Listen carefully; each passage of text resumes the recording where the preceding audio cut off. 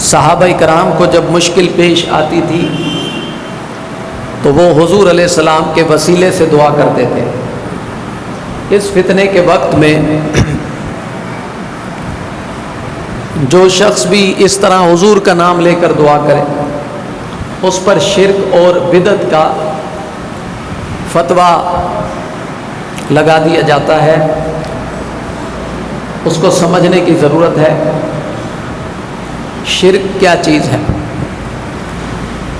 جب تک کسی چیز کا پتہ ہی نہ ہو تو اس سے بچنا مشکل ہے۔ ایک نیا شخص گھر میں داخل ہوا،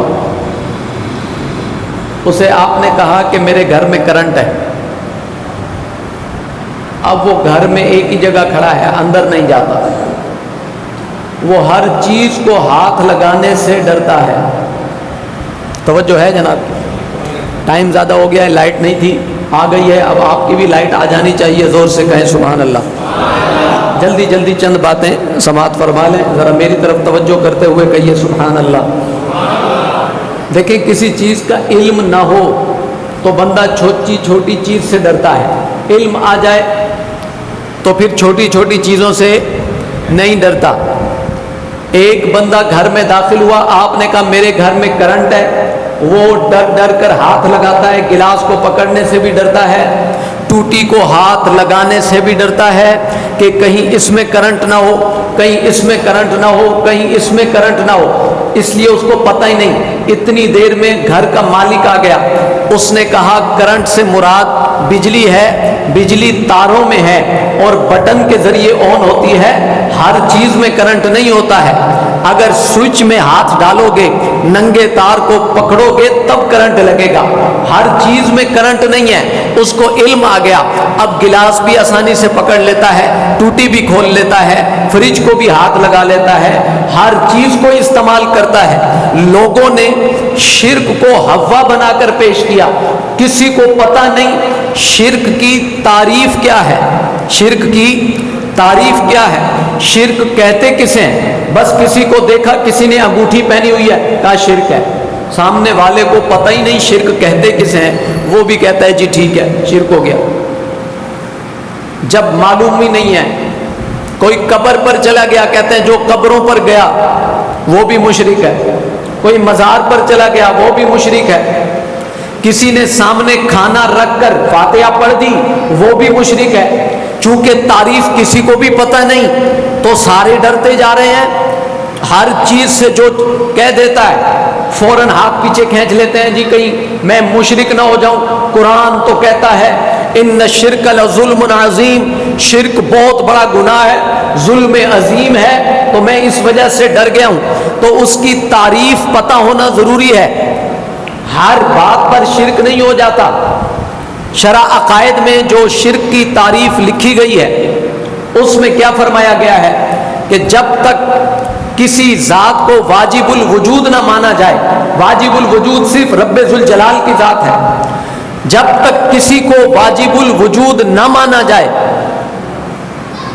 رب ذوالجلال کی ذات واجب الوجود ہے، اس کے علاوہ اگر کسی کو واجب الوجود مانا جائے اور لائق عبادت سمجھا جائے کہ یہ واجب الوجود بھی ہے اور اس کی عبادت بھی جائز ہے، تب شرک ہوتا ہے۔ رب ذوالجلال لائق عبادت ہے، وہ واجب الوجود ہے، اس کے علاوہ نہ کوئی عبادت کے لائق ہے، نہ کوئی نبی عبادت کے لائق ہے، نہ کوئی ولی عبادت کے لائق ہے، نہ کسی کی قبر عبادت کے لائق ہے، نہ کوئی اور ذات واجب الوجود ہے، صرف رب ذوالجلال کی ذات قدیم ہے۔ باقی تمام کائنات اور اس میں رہنے والی مخلوق اور انبیاء کرام علیہم السلام اور اولیاء اللہ یہ تمام حادث ہیں، صرف رب ذوالجلال کی ذات قدیم ہے۔ جب تک آپ کسی کو لائق عبادت نہیں سمجھیں گے، آپ کسی قبر پر عبادت کی غرض سے جائیں گے تو شرک ہے، ناجائز ہے۔ آپ تعظیم کے لیے جائیں گے، جائز بھی ہے، اللہ ثواب بھی عطا فرماتا ہے۔ بلند آواز سے کہیے سبحان اللہ۔ قبروں پر جانا جائز بھی ہے اور اللہ ثواب بھی عطا فرماتا ہے۔ کوئی شخص مجھے بتا دیں جو کسی نبی کی عبادت کرتا ہو، ہے کوئی؟ معصوم سے معصوم شخص، کم پڑھے لکھے سے کم پڑھا لکھا شخص بھی کسی نبی کو خدا نہیں سمجھتا۔ اللہ وہ صرف ایک ہے، وہ واحد ہے، یکتا ہے، نہ اس کی ذات میں کوئی شریک ہے، نہ اس کی صفات میں شریک ہے۔ وہ ہمیشہ سے زندہ ہے، وہ حی ہے، قیوم ہے، لا تأخذہ سنۃ ولا نوم، نہ اونگ آتی ہے اسے نہ نیند آتی ہے۔ یہ صفات کسی اور میں نہیں ہے، یہ اس کی ذاتی صفات ہے۔ لیکن انبیاء کو، اولیاء کو وہ اپنے فضل سے عطا فرما دیتا ہے، اور چونکہ اللہ نے حضرت آدم علیہ السلام کو اپنا خلیفہ اور نائب بنایا ہے، اب ان کی اولاد قیامت تک اسی نائب ہونے کا حق ادا کرتے رہیں گے۔ اللہ جب بھی بندوں کی مدد کرتا ہے اپنے ولیوں اور نبیوں کے ذریعے مدد فرماتا ہے۔ کوئی بھی بندہ اگر کسی ولی کے مزار پر بھی جاتا ہے تعظیم اور محبت کی نیت لے کر جاتا ہے۔ کسی سے بھی کم پڑھے لکھے شخص سے بھی آپ پوچھ لیں جو مزار پر گیا ہے کہ کس کے پاس آئے ہو، وہ کیا کہتا ہے؟ اللہ کے پاس آیا ہوں یا اللہ والے کے پاس آیا ہوں؟ کیا کہتا ہے؟ اللہ والے اور ہیں، غیر اللہ اور ہیں۔ غیر اللہ سے مراد بت ہیں۔ یہ بہت بڑا فتنہ ہے اس دنیا کا، اور دیوبندیوں میں سے بالخصوص، کیونکہ یہ جو وہابی ہوتے ہیں نا، اہل حدیث جن کو کہا جاتا ہے، ان کا تو نہ سر ہے اور نہ پیر، ان کی تو بات کرنا ہی بیکار ہے۔ یہ تو سرے سے کہتے ہیں کوئی امام ہی نہیں ہے۔ ماننے پہ آ جائے نا تو اپنی مسجد کے امام کو امام مان لیتے ہیں، انکار کرنے پہ آئے تو امام اعظم کو نہیں مانتے، کہتے ہیں ہم کسی کی تقلید نہیں کرتے، ہم قرآن اور حدیث ہمارا امام ہے، قرآن اور حدیث ہمارا۔ انہوں نے یہ فتنہ اور شوشہ چھوڑا ہے کالج اور یونیورسٹی کے لوگوں کے لیے کہ جی آپ خود سمجھدار ہیں، آپ خود قرآن کیوں نہیں پڑھ لیتے؟ ترجمہ موجود ہے، بخاری شریف موجود ہے، اردو میں پڑھ لیں۔ آپ کیوں مولویوں کے پاس جاتے ہیں؟ تقلید کس کو کہتے ہیں؟ امام کس کو بنانا کہتے ہیں؟ ہم امام اعظم کے مقلد کیوں ہیں؟ وہاں بھی کہتے ہیں نہیں، کسی کا مقلد نہیں ہونا چاہیے، ہمارے امام حضور علیہ الصلوۃ والسلام ہیں۔ حضور تو امام ہیں ہی، لیکن آپ کو ایک استاد چاہیے ہوتا ہے یا نہیں؟ آپ بغیر استاد کے پڑھ جاتے ہیں، تو اسی استاد کو ہی امام کہا جاتا ہے کہ جو مسئلہ آپ کو سمجھ نہیں آتا وہ اس علم کی بنا پر اسے حل کر کے آپ کو سمجھاتا ہے۔ ایک عام جاہل بندہ، اس کو اردو بھی نہیں آتی، اب وہ کہاں سے قرآن سے مسئلہ نکالے گا؟ بولے نکال سکتا ہے؟ اس کو اردو پڑھنا ہی نہیں آتی، آپ کہتے ہیں کہ قرآن اردو میں موجود ہے، بخاری اردو میں موجود ہے، تو پھر کسی امام کی تقلید کرنے کی ضرورت نہیں، خود مسئلہ نکال لو۔ جس کو قرآن دیکھ کر پڑھنا ہی نہیں آتا وہ کیسے مسئلہ نکالے گا؟ وہ کس کے پاس آئے گا؟ جس کو اردو آتی ہوگی، قرآن پڑھنا آتا ہوگا، وہ اس کا محتاج بنے گا، اس کو کہے گا مجھے سمجھا، وہ کہے گا کہ اس میں یہ لکھا ہے، وہ کہے گا مجھے تو سمجھ نہیں آتا، میں تو ان پڑھ بندہ ہوں، وہ سمجھائے گا کہ یہاں ظاہر عبارت یہ ہے، حقیقت میں فرمان یہ کیا جا رہا ہے۔ اسی کو تقلید کہتے ہیں کہ جب تمہیں سمجھ نہ آئے کسی بڑے علم والے سے پوچھ لینا اور اس کی بات پر عمل کرنے کو ہی تقلید کہا جاتا ہے۔ ویسے تو ہر مسجد کے امام کی تقلید ہو رہی ہے، بہرحال دیوبندی چونکہ یہ کہتے ہیں ہم حنفی ہیں تو اس لیے ہماری بات ان سے ہوتی ہے، ہم بھی حنفی ہیں وہ بھی حنفی ہیں۔ تو احناف کے نزدیک عقیدہ کیا ہے؟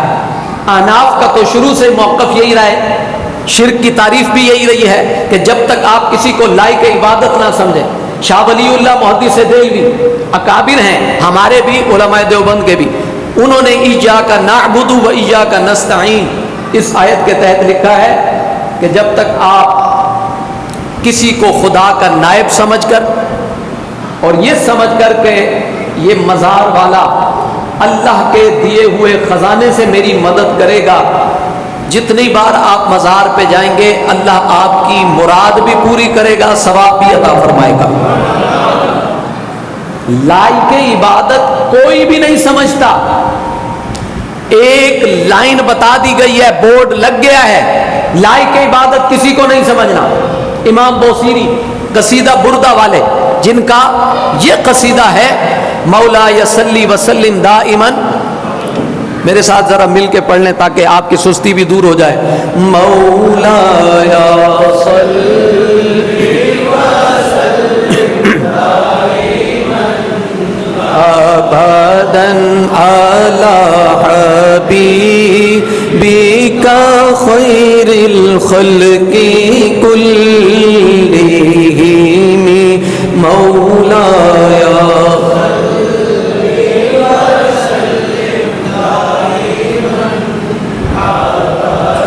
جزاک اللہ۔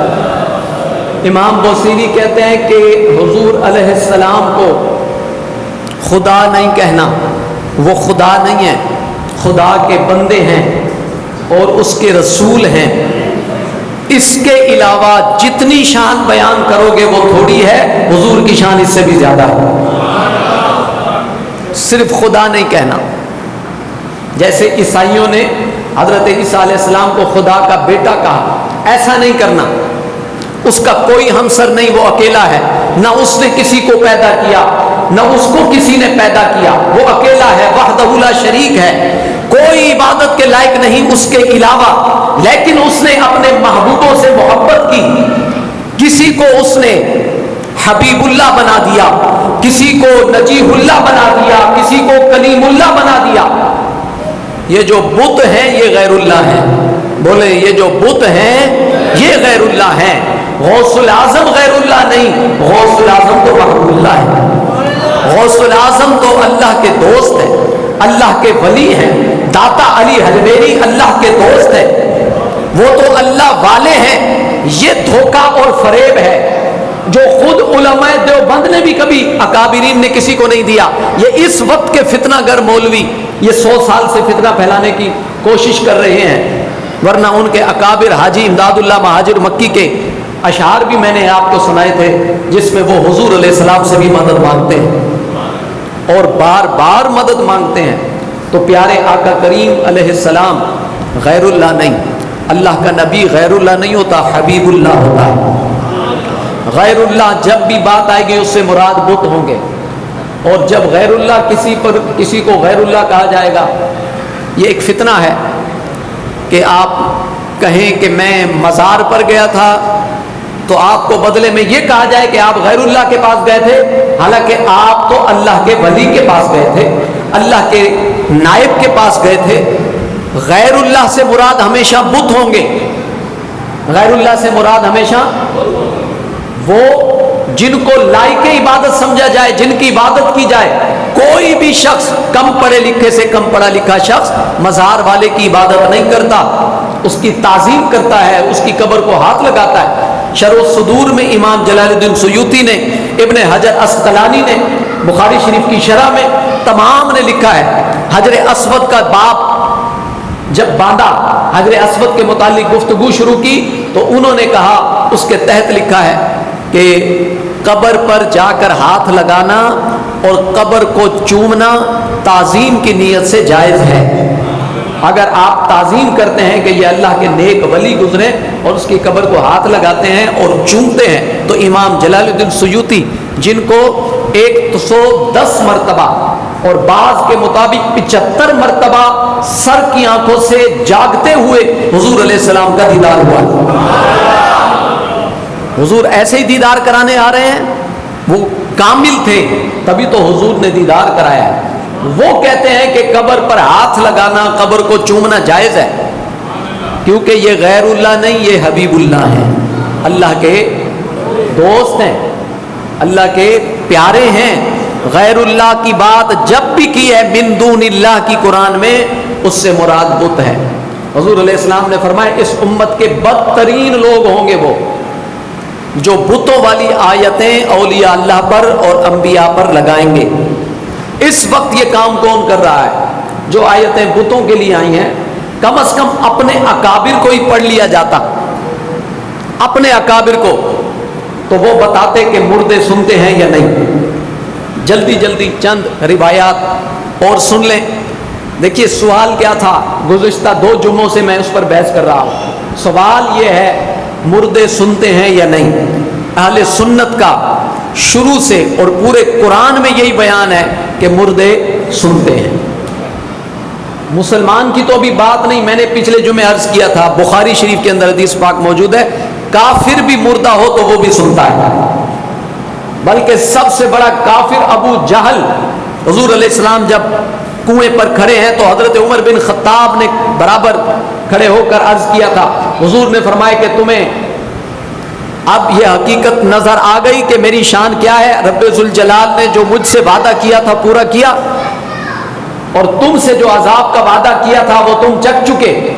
حضرت عمر بن خطاب نے ہمارے لیے یہ مسئلہ پوچھا، عرض کی یا رسول اللہ ان کو مرے ہوئے 3 دن ہو گئے، مردے سنتے ہیں؟ حضور علیہ السلام نے ایسے دیکھا، مفسرین محدثین لکھتے ہیں حضور نے جلال میں دیکھا، فرمایا عمر تو ان سے زیادہ نہیں سن رہا، تو میرے ساتھ کھڑا ہے۔ حضرت عمر بن خطاب ساتھ ہیں، زندہ بھی ہیں، زمین کے اوپر کھڑے ہیں، حضور کے برابر ہیں، اور وہ جو کافر مردے ہیں وہ حضور سے نیچے پڑے ہیں، اور حضور کیا فرما رہے ہیں، اے عمر تو ان سے زیادہ نہیں سن رہا، میری بات یہ سنتے ہیں۔ تو بخاری میں حضور فرما رہے ہیں کہ کافروں کا سب سے بڑا سردار جس کو سب سے زیادہ عذاب دیا جائے گا وہ کافر ہو کر مرے ہوئے 3 دن ہو گئے۔ جب وہ سن سکتا ہے تو ایمان والا کیوں نہیں مرنے کے بعد سن سکتا ہے؟ ایمان والے کی تو اس کے مقابلے میں شان، وہ تو مردود ہو گیا ہے، ایمان والے پر تو اللہ کی رحمت ہے۔ یہ تو میں نے بڑے کافر کی بات کی، ہر کافر بھی مرنے کے بعد سنتا ہے، اس کی روح لٹائی جاتی ہے۔ آپ نے اکثر حدیث سنی ہوگی، حضور نے فرمایا جب میت کو غسل دے دیا جاتا ہے، جنازہ پڑھا جاتا ہے، تو وہ کیا کہتی ہے، قدمونی قدمونی، مجھے جلدی لے چلو قبر کی طرف، مجھے جلدی لے کر چلو۔ حضور نے فرمایا یہ میت کہتی ہے، اگر مر چکا ہے تو بول کیسے رہا ہے؟ حضور فرما رہے ہیں، بول رہا ہے مجھے جلدی لے چلو، مجھے جلدی لے چلو، اس کا مطلب ہے روح لوٹا دی گئی ہے تبھی تو بول رہا ہے۔ اور جب قبر میں پہنچا، جب قبر میں ابھی عام بندوں کی بات کر رہا ہوں، اس سے آپ اندازہ لگائیں گے جب عام بندے کی شان یہ ہے، اللہ کے ولی کی شان کا عالم کیا ہوگا۔ مرتا تو قبر میں عام بندہ بھی نہیں ہے، حضور کی حدیث نہیں ہے کہ الموت تحفۃ المؤمن، موت مومن کے لیے تحفہ ہے۔ تحفہ اسی کو کہتے ہیں کہ بندہ ہی مر جائے، مٹی میں مل جائے، تحفہ اسی کو تو کہتے ہیں کہ موت آئی، قانون پورا ہوا، پھر اللہ نے روح لوٹا دی قبر میں زندہ، اور اب اگلی برزخ کی زندگی اس کی شروع ہو گئی۔ بلکہ مولانا اشرف علی تھانوی صاحب نے اس آیت کے تحت یثبت اللہ الذین آمنوا بالقول الثابت، اس آیت کے تحت مولانا تھانوی صاحب نے تفسیر لکھتے ہوئے اس آیت کے تحت وہ لکھتے ہیں کہ ایک شخص کا انتقال ہوا، بعد میں اس کے مرنے کے بعد اس کے بیٹے کے ہاں اولاد پیدا ہوئی، یعنی مرنے والے دادے کے ہاں پوتا پیدا ہوا، جس کو مرے ہوئے سالوں گزر گئے، بعد میں جو پوتا پیدا ہوا اب وہ بڑا ہوا اور اپنے باپ کے ساتھ اپنے دادا کی قبر پر پہنچا۔ مولانا تھانوی صاحب اس آیت کے تحت لکھتے ہیں کہ قبر والا ایسا زندہ ہوتا ہے کہ کئی عرصے بعد بھی اگر اس کا پوتا اس کی قبر پر آ کر بیٹھے تو دادے کو پتہ چل جاتا ہے خون کی خوشبو سونگھ کر کہ میرا خون میری قبر پر آ چکا ہے۔ اگر ایک دادے کو پتہ چل رہا ہے کہ میری قبر پر میرا پوتا آ گیا ہے، جس وجہ سے آگے وضاحت کرتے ہیں خون کے رشتے کی وجہ سے اندر لیٹے ہوئے مردے کو، جس کو مرے ہوئے سالوں ہو گئے، کہ خوشبو بھی محسوس کر رہا ہے، پہچان بھی رہا ہے. اگر اس کا پوتا آیا ہے, دادے کو پتا چل رہا ہے کہ میرا پوتا آ گیا ہے, اگر دادے کو پوتے کی خوشبو آ سکتی ہے تو نبی کو بھی امتی کی خوشبو آ سکتی ہے, اور مرشد کو بھی اپنے مرید کی خوشبو آ سکتی ہے. دادا میں اتنی روحانی پاور نہیں ہوتی جتنی اللہ اپنے ولیوں کو روحانی پاور عطا فرما دیتا ہے. جب قبر میں عام ایک میت کو بھی آپ لٹا کر آتے ہیں تو ایک بڑی موٹی سی دلیل دیتا ہوں, مسئلہ سمجھ میں آ جائے گا, اور آپ خود کہیں گے کہ یہ سارے جھوٹے ہیں. جو یہ کہے کہ مردے نہیں سنتے وہ جھوٹا ہے. یہ کیسے ہو سکتا ہے؟ حالانکہ سب مانتے ہیں کہ مرنے والا کافر ہو یا مسلمان. بخاری شریف کے اندر یہ حدیث پاک موجود ہے کہ جب آپ قبر میں کسی کو رکھتے ہیں تو 3 سوال ہوتے ہیں یا نہیں؟ جی سنا ہے یہ آپ نے؟ بخاری کے اندر حدیث پاک موجود ہے. کتنے سوال ہوتے ہیں؟ 3 ہوتے ہیں. کس سے ہوتے ہیں؟ میت سے ہوتے ہیں. تو مجھے بتاؤ, مرے ہوئے بندے سے سوال کیسے کریں گے؟ وہ سن ہی نہیں رہا, وہ آپ کو بتائے گا کیسے؟ پہلی بات, اگر سوال کر رہے ہو, بخاری میں موجود ہے, حضور فرما رہے ہیں سوال کتنے ہوں گے؟ 3. تو یہ جھوٹے ہوئے یا نہیں؟ اگر مردے تھے تو پھر سوال ہونے کی وجہ ہی کیا تھی؟ اگر زندہ نہیں ہے تو سوال کس سے کیا جا رہا ہے؟ وہ تو سن ہی نہیں سکتے, مردے دیکھ نہیں سکتے, پہچان نہیں سکتے. تینوں کی نفی کر دی پہلے سوال میں کہ بتا تیرا رب کون ہے. اب اس نے سنا, اس نے زور سے, اس کا مطلب ہے زندہ ہے, تبھی تو سنا ہے. کبھی کوئی مردہ بھی سنتا ہے؟ جی زور سے بھائی سن رہے ہیں. طاقت اللہ نے دی ہے, پر میت سن رہی ہے یا نہیں؟ تبھی تو اب جواب دے گا, اور جواب دینے کے لیے زبان ہلانی پڑے گی یا نہیں؟ تو یہ بھی زندگی کی علامت ہے یا نہیں؟ سنا اور اب جواب دیا. جی اور پھر آخری سوال بڑا عجیب ہے, ما کنت تقول فی ھذا الرجل.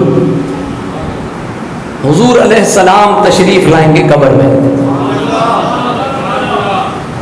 کہتے ہیں مردے نہیں سنتے, مٹی ہو گئے ہیں, اور یہاں ہر قبر والے کے پاس 3 سوال اٹھا کر بٹھایا جاتا ہے. بتا روح لوٹائی جاتی ہے یا نہیں؟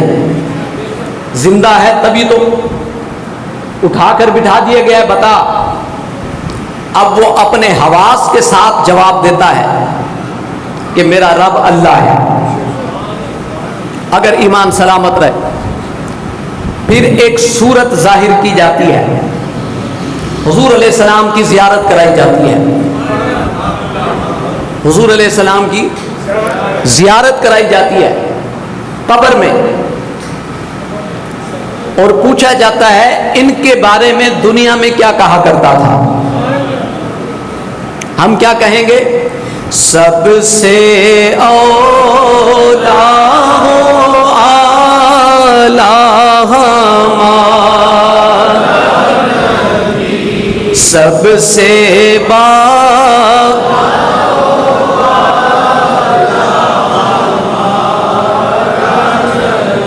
آدھے لوگ نہیں پڑھ رہے, قبر میں تو آپ کو پڑھنا پڑے گا. یہاں پریکٹس میں کروا رہا ہوں, تو جیسے قبر میں بولیں گے, جیسے یہاں پڑھیں گے, ویسے ہی اللہ توفیق بھی دے گا. ہم سے پوچھا جائے گا تو ہم کیا کہتے تھے حضور کے بارے میں؟ ہم کہیں گے ہم تو کہتے تھے یہ سب سے اولا ہو رہا تھا, سب سے اولا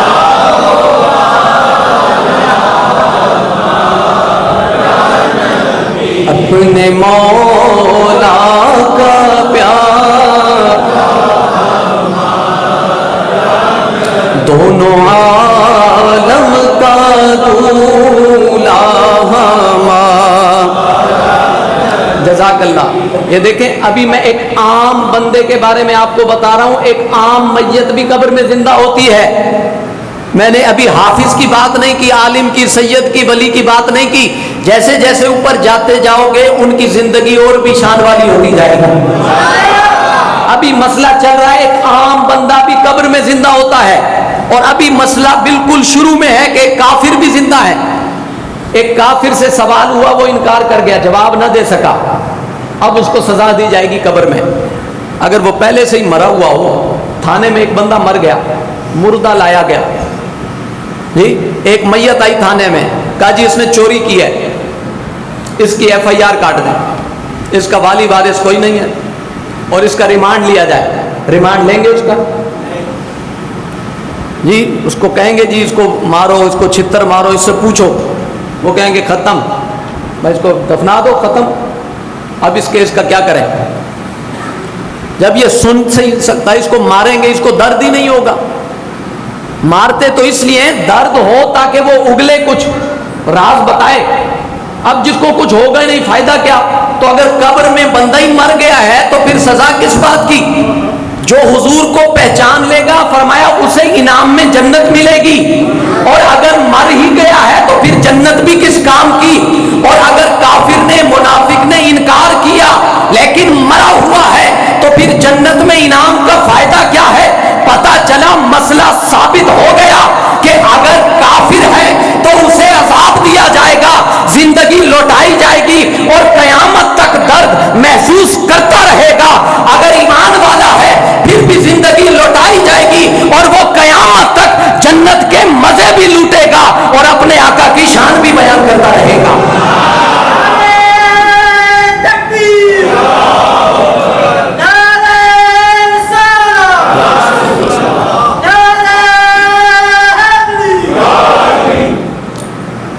یہ قبر والے کیسے زندہ ہیں؟ اور نہ صرف زندہ ہیں بلکہ جو ان کی قبر پر آتا ہے اس کو پہچانتے بھی ہیں. اور میرے آقا کریم علیہ السلام کی شان تو وراء البراء ہے. یہ قبر والا پہچان بھی رہا ہے, سوال سن بھی رہا ہے, بول بھی رہا ہے. یہ عام بندے کی زندگی ہے, یہ عام بندے کی زندگی ہے. اللہ والوں کی شان کا عالم کیا ہوگا؟ یہ شان ہے خدمتگاروں کی, سرکار کا عالم کیا ہوگا؟ ادھر حضور علیہ السلام کی زیارت کرائی جائے گی. اگر کوئی پڑھا لکھا شخص بیٹھا ہے تو میری بات پر غور کرے.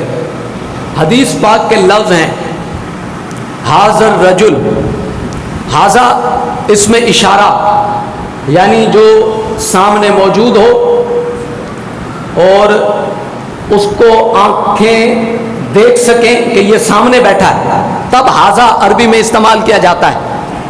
فرمایا حاضر رجل, یعنی حضور اس کے اتنے قریب ہوتے ہیں کہ وہ حضور کو دیکھ رہا ہوتا ہے, وہ دیکھ رہا ہوتا ہے.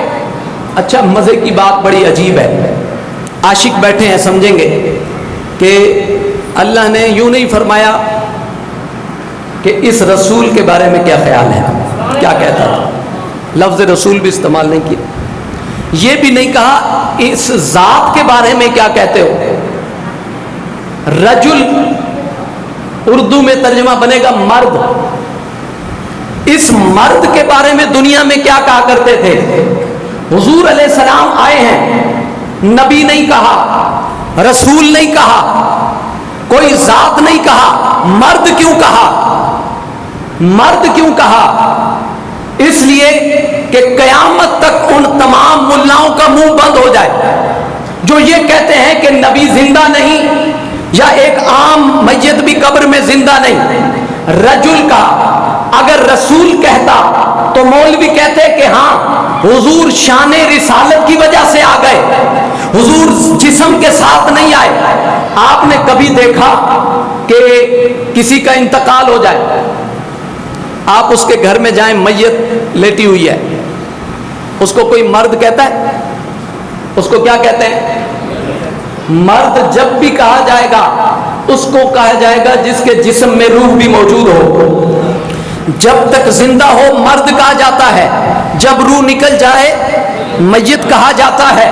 یہ قاعدہ تو سب کو ہی پتا ہے, اس لیے مرد کہا. اور دوسرا اس لیے بھی کہا کہ اگر رسول کہا جائے گا تو ہو سکتا ہے منافق بھی کہہ دے میرے رسول ہیں. مرد کہا, فرمائے ان کا چہرہ ایسا ہے, ہم بھلے مرد بھی کہیں جو دنیا میں نعت پڑھتا ہوگا چہرے کے دیکھتے ہی نور کی چمک پڑتے ہی پہچان جائے گا اور کہے گا قبر میں لہرائیں گے تا حشر چشمے نور کے, جلوہ فرما ہوگی جب طلعت رسول اللہ کی. امام اہل سنت کہتے ہیں ہماری قبر میں حضور ایک لمحے کے لیے آئیں گے لیکن روشنی قیامت تک کے لیے ہو جائے گی. رجل کہا کہ حضور کی تصویر نہیں آئی. تصویر کو مرد نہیں کہتے, تصویر کا لفظ بھی, شبیہ کا لفظ بھی استعمال نہیں کیا کہ اس شبیہ کے بارے میں کیا کہتے تھے, مرد کے بارے میں کہا کہ اس مرد کے بارے میں دنیا میں کیا کرتے تھے, تاکہ پتہ چل جائے حضور کو اللہ نے یہ شان دی ہے کہ آپ مدینے میں بھی قبر میں بھی موجود رہتے ہیں اور روحانی طور پر رب ذوالجلال جس قبر میں چاہتا ہے ایک لمحے میں 1,00,000 قبروں میں بھی اگر میتیں پہنچی ہیں اور ان سے سوال ہوا ہے کہ بتاؤ ان کے بارے میں کیا سوال ہے. پاکستان میں 100 بندہ مرا, ہندوستان میں 1000 بندہ مرا, USA میں 2000 بندہ مرا, کورونا کے چکروں میں کتنے لوگ مرے, قبروں میں پہنچے, سب سے ایک ہی وقت میں اگر یہ سوال کیا جائے بتاؤ ان کے بارے میں کیا خیال ہے, میرے رب نے اپنے حبیب کو ایسی روحانی طاقت عطا فرمائی ہے کہ ایک لمحے میں حضور لاکھوں قبروں میں جلوہ فرما ہو جاتے ہیں.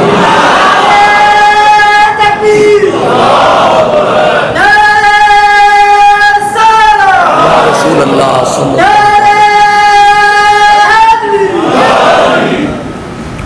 ایک لمحے میں, خالی کراچی میں ہی آپ لے لیں تو 25-30 بندے تو ایک ہی لمحے میں اتفاق ہوتا ہے. اور نہیں تو ابھی جیسے مرے ہیں یا کوئی وبا آ جائے, جنگ میں کتنے کتنے لوگ اکٹھے قبروں میں چلے جاتے ہیں. حضور سید عالم صلی اللہ علیہ وسلم کو اللہ نے ایسی روحانی پاور دی ہے, ایسی روحانی. قرآن میں اس واقعے کی اصل سمجھانے کے لیے آصف بن برقیہ سیدنا سلیمان علیہ السلام کا امتی ہے, قرآن پاک میں واقعہ موجود ہے. آپ نے فرمایا تخت کتنی دیر میں لاؤ گے, اس نے کیا کہا تھا, آپ پلک جھپکے میں لے آؤں گا. پلک, حضرت سلیمان علیہ السلام نے فرمایا پھر ہم جھپکتے ہیں. آپ نے پلک ابھی آدھی جھپکی تھی, فرمایا کہاں ہے, فرمایا سیدھے ہاتھ پر تخت آ چکا ہے. سامنے سے غائب بھی نہیں ہوا, سامنے سے غائب نہیں ہوا. 1.5 مہینے کا سفر اور وہیں بیٹھے بیٹھے غائب نہیں ہوا. ایک نبی کا کلمہ پڑھنے والا اتنی پاور رکھتا ہے کہ وہ وہاں بھی بیٹھا ہے اور روحانی طور پر تخت بھی لا رہا ہے. جب سلیمان علیہ السلام کے غلام کو رب ذوالجلال یہ شان عطا فرما سکتا ہے تو تمام نبیوں کے سردار کو بھی عطا فرما سکتا ہے.